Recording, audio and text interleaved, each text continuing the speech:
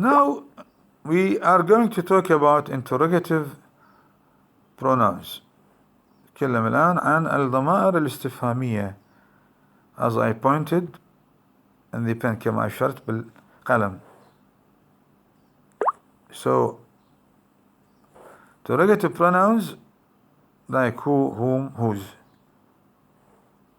First of all, we talk about the functions. الوظائف نتكلم عن وظائف الضمائر الاستفهامية. نتكلم عن وظائف الضمائر الاستفهامية. First of all, who is used as a subject of the verb. As the object of the verb يستخدم كفاعل للفعل, subject of the verb, و sometimes object of the verb, وبعض الأحيان مفعول به, or object of preposition, object of preposition. In cultivated speech يعني informal speech, في الكلام المهذب, في الكلام الرسمي, ضمير الاستفهامي هو يستخدم as a subject of the verb, يستخدم كفاعل الفعل, object of the verb, و object of the preposition مفعول به لحرف الجر. Examples, we take some examples to clarify these points. Who borrowed my tie? من الذي استعار رباطي? Here who is used as the subject of the verb. But in the second example, في المثال الثاني here, who did you take to the party? I answer the question, for example, I took Ahmed to the party, I took Ali to the party, I took Suha to the party, I took Suha to the party. Here in this case, who functions as the object of the verb. But in the third example, this one, who are you referring to? So if I answer the question, إلى أي شيء تشير? Who you are referring to? For example, I say I am referring to Ahmed. So here, who functions as the object of preposition. You see that? It means that who, the interrogative pronoun who, ضمير الاستفهامي هو يستخدم as either the subject of the verb كما هو الفاعل للفعل as in the first example, or يكون object of the verb as in this one, or it could be the object of the preposition. There is a note here, the object form whom, sometimes صيغة المفعول به whom is used directly after prepositions. في بعض الأحيان نستخدم صيغة المفعول به للضمير بعد حرف الجر as in this example. يعني into whom we can use this form, to whom.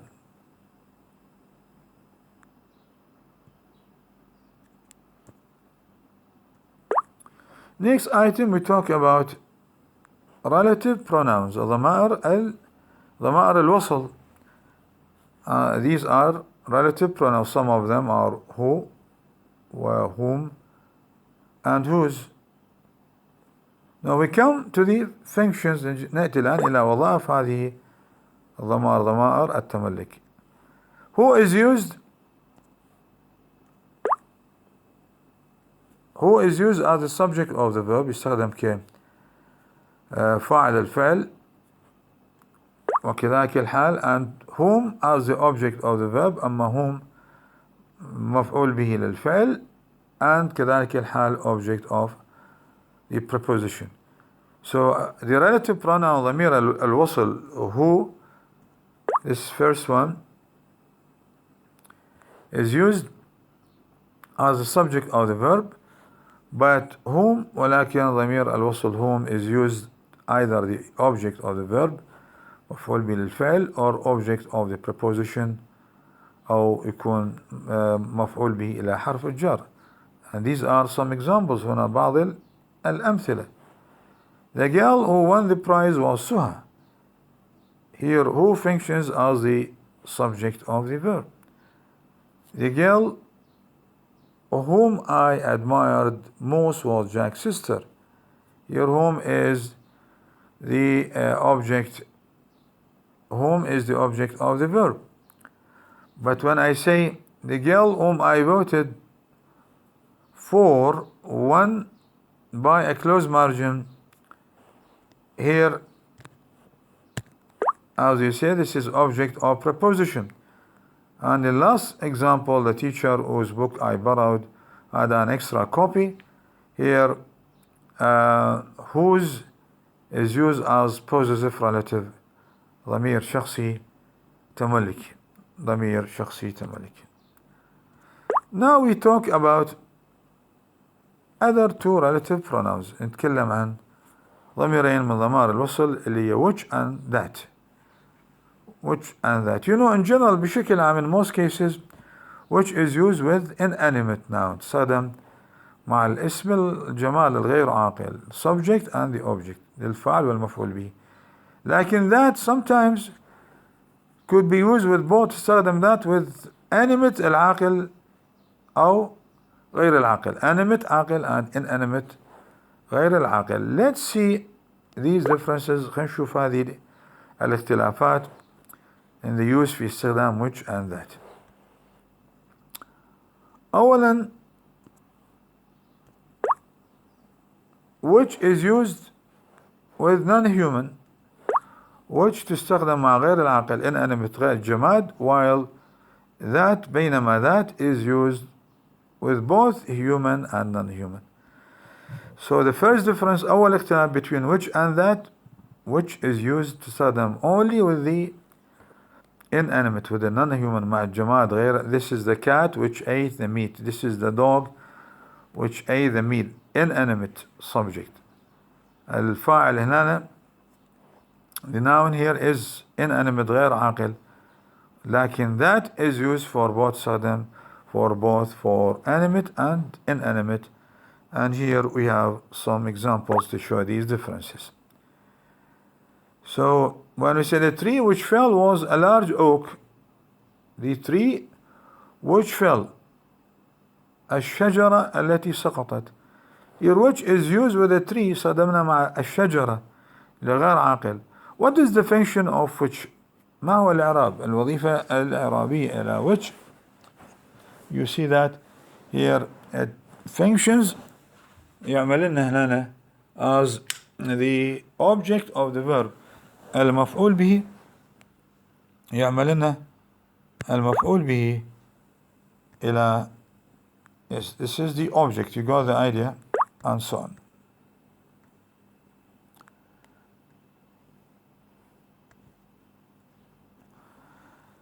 So the tree which fell was a large oak. The tree which fell, الشجرة التي سقطت here هنا, because which comes before the verb. The verb fell, it functions as the subject of the verb. But in the second example, the tree which I prefer was an oak. The tree which I prefer was an oak. Here it functions as object of the verb, because if I answer, or if I put it in another way, إذا أخليها بصيغة أخرى, I say, for example, I prefer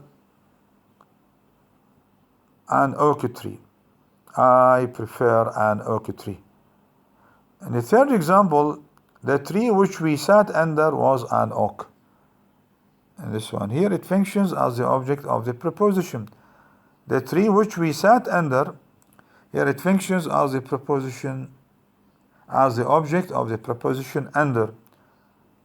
Or sometimes you can put it in another way when it is used as the object of the preposition. ممكن نستخدم الصيغة الأخرى إذا استخدمنا كمفعول به لحرف الجر, as in this example, the tree under which we sat was an oak.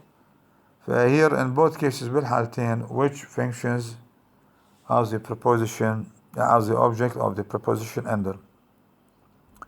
We take other examples. ناخذ أمثلة أخرى. The flavor about طبعا these examples about that ناخذها عن that to show the differences حتى نشوف الاختلافات between which and that. So here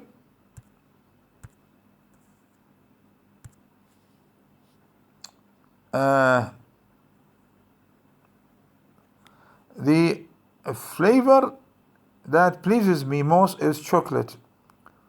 The flavor that pleases me most is chocolate. Here that functions as the subject of the verb pleases because it comes before it.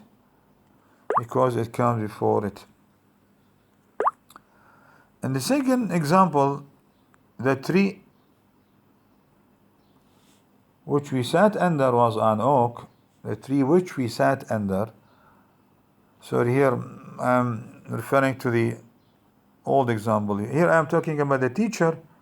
Second example, the teacher that I like best is Mrs. Suha. The teacher that I like best. Here that functions as the object of the verb like. And finally, أخيرا, it functions as the object of the preposition, as in this example. When I say the author that I am writing about is Camus. The author that I am writing about is Camus. Here that in the third example functions as the object of preposition. So once again, which always used with inanimate غير العاقل, non-human, and it is used either as the subject of the verb فاعل الفعل, object of the verb مفعول به للفعل, or object of preposition مفعول به لحرف الجر. That is used either with human and non-human, عاقل ولا غير العاقل, functions either subject of the verb, object of the verb, and object of the preposition.